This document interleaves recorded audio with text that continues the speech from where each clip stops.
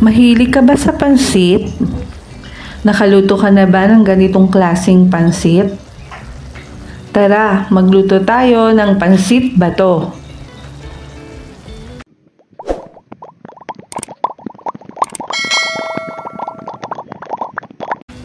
Maglagay ng cooking oil sa pan.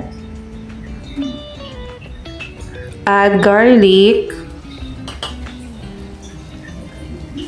At pagkatapos yung ating onions. Igisa lang natin maigi.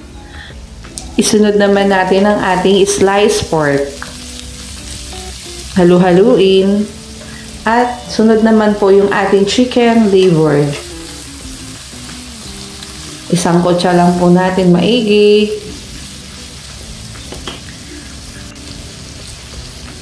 Lagyan natin ng konting soy sauce.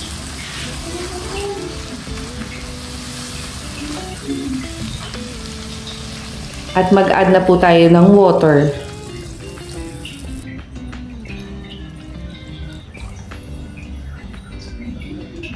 Lagyan natin ng black pepper powder.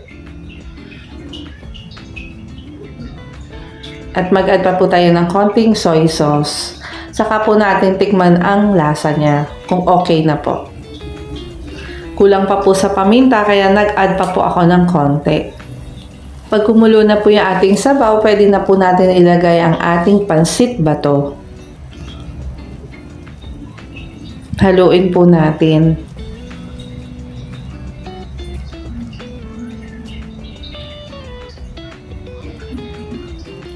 Hayaan natin pong kumulo para maluto ang ating pansit. Ilagay na din po natin ang ating carrots. At haluin.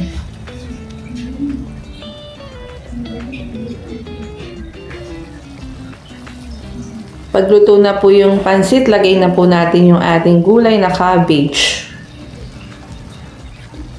Haluin po natin para mag-mix together lahat ng mga ingredients.